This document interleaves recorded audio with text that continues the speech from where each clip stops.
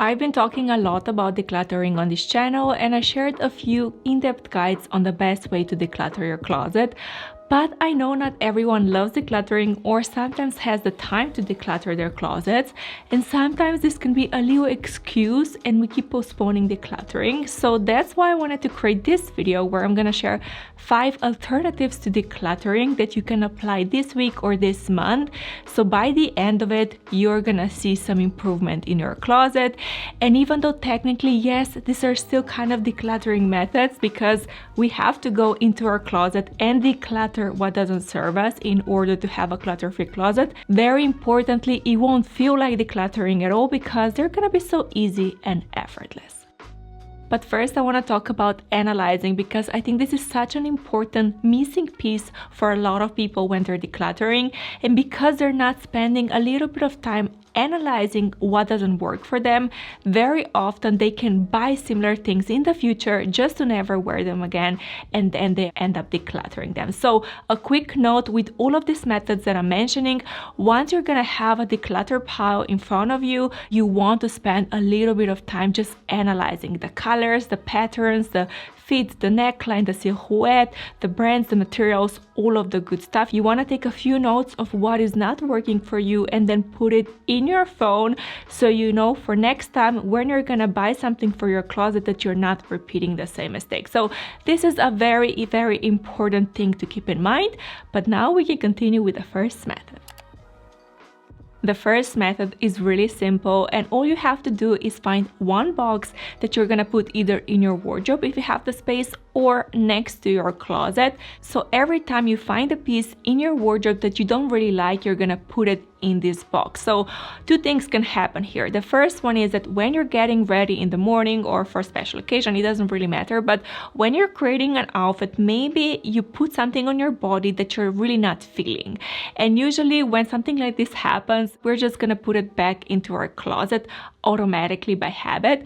But now that you have the decluttering box next to you, in this situation, you're gonna put this item straight into the declutter box. So that is the first scenario that can happen. But then also what can happen is that you actually wear the item the entire day, and then at the end you kind of realize, I wasn't feeling my best in this item. I was just kind of self-conscious. It doesn't match my personality. It doesn't do anything for me. So in this situation, again, instead of putting this item back into your closet, you're just gonna put it in the declutter box. So you can see with this approach, you don't really need to spend hours and hours decluttering, but you're pretty much decluttering as you live your life. The only thing that you kind of have to make sure to put a little bit of effort in is to not wear the same things over and over again on repeat. You kind of have to challenge yourself to maybe wear some items you haven't worn in a long time so that you can actually go through your closet in a little bit of a quicker way. And then after a month or 2 months or 3 months, it really depends how long you want to do this for, but I would say you want to do it until your box is full. So once you get to that point, you can analyze it as I mentioned before, and then you can either sell or donate some pieces. And for me, this approach is brilliant because it will not only help you to declutter your closet, but you can use this method to keep your closet clutter-free, because maybe you love decluttering like I do, and you did your in-depth decluttering session, but that you don't really know how to maintain a clutter-free closet. If you utilize a declutter box, this is gonna make everything much easier. And also, I especially love the decluttering box when it comes to the entire home, because again, if you did a good declutter and now you wanna keep it clutter-free, you can have a decluttering box somewhere in your home, and every time you come across something you don't want to own anymore, you can simply put it into your box. And then when the friends come over or family, you can say to them, go through the box and you can take anything that you want. Now, the second system you probably heard about before, but it's just so good, I have to mention it again. And I'm gonna keep it short and sweet, don't worry. But pretty much you can use your hangers or even a folding method to assess which items you're wearing and which items you're simply not reaching for. So when it comes to the hangers, all that you have to do here is go into your wardrobe and turn all of your hangers around, meaning that these items symbolize that they haven't been worn. And then once you wear the item, you're gonna put it back onto the hanger and put it back normally, symbolizing that you wore this item. And then when it comes to all of the items that you have on your shelves or in your drawer, what I like to do, or what I would recommend that you do, is to turn your items inside out and then you fold them and put them back. Again, this is gonna symbolize that you haven't worn them yet, but then once you wear them, you wash them, you're gonna put them back as you usually would. And by the end of the 3 months or 6 months, you're gonna have a very clear idea of what you're actually wearing and what you're just not reaching for. And this is gonna help you declutter tremendously. Now, if you're really courageous, what you can do is you can simply declutter everything that you have unworn without second guessing.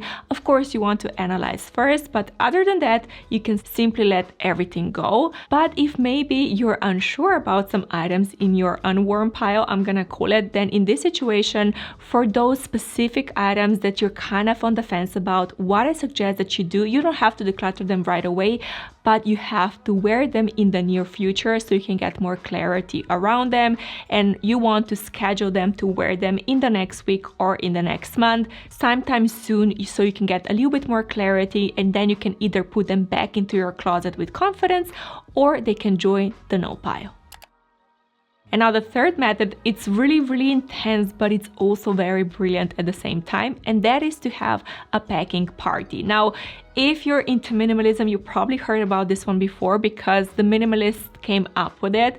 And honestly, I've never done it fully with my entire wardrobe, but I have to mention it because I think this one can be a life changer. Maybe I can do it in the near future. Let me know what you think about that. I think it will be really fun. But pretty much the idea behind this is that you take everything out of your wardrobe and you kind of package everything into your boxes or your suitcases, pretending that you're moving. So you want to put all of the items out of your wardrobe in another room, and then you live your life normally. And every time you need something, you go into the boxes or the suitcase or into the room, and then you bring it into your main wardrobe. So you kind of do this for a month, 2 months, 3 months. You can do this for a year if you can, and this can help you build a new wardrobe almost from scratch. And then once you're done with the challenge, you can simply declutter everything that you haven't been reaching for. And as I've said, this one is really intense in the beginning because you have to kind of package your entire wardrobe. But when it comes to the actual decluttering, you don't have to worry about that. All that you have to do is live your life normally, and then by the end of the challenge, then you can decide what to do with the decluttered items. And also I want to mention here, because I realize this is a really intense process, you don't have to do it with your entire wardrobe. But if you have certain categories in your closet that you feel really overwhelmed by, this is a perfect solution for those categories, because you can really see what you actually wear or don't wear. Maybe you have loads of dresses and you just cannot declutter them. You don't know how to declutter them. So what you can do is you can put them all away somewhere in a box, and then after 3 months, you can declutter everything that you haven't taken out of the box. Or maybe with your jeans, with your bottoms, with your shoes, with your bags, accessories, jewelry. You can do this with any category that you like, and I think it's absolutely amazing. And now before I continue, also a quick reminder that if you're enjoying this video, that you give it a thumbs up. It really does help me out a lot, so thank you for that. And then also I'm curious if you tried any decluttering methods that didn't feel like decluttering. If you have any of those that were really successful for you, leave me a comment down below so I can know, and also others that are watching this video can learn from you as well. Thank you! And now if you continue, the fourth system is really simple, really easy, but also very effective. And that is to implement the 1 day, 1 item rule to your closet, which it's kind of self-explanatory, but all that you have to do here is declutter 1 item a day out of your wardrobe. And it doesn't have to be anything drastic. Maybe it can be the overstretched bra that you never reach for, or maybe socks with the holes. It doesn't matter, but 1 item a day, you want to take it out of your wardrobe for a month, 2 months, 3 months. It really depends on how long you want to do this for. So again, it's not gonna feel like decluttering. It's gonna feel really effortless. And especially if you kind of feel overwhelmed with your closet, chances are you have a lot of items that you kind of don't like anyway. So this is gonna feel really easy.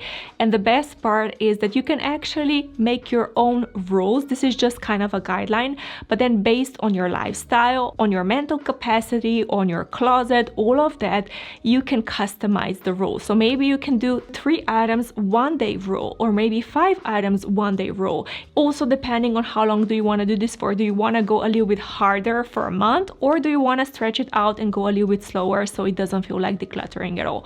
Again, as I said, you can really customize this, but honestly, this challenge is really fun. And then the best part is that if you want, you can also include other people to make this a little bit more fun. They don't even have to live with you. You can include your girlfriends or your friends or your partner, family. You of course in advance pick a rule of how many items a day you're gonna be decluttering, but then you can see who can stick with this challenge for the longest, and then you can have a little reward at the end.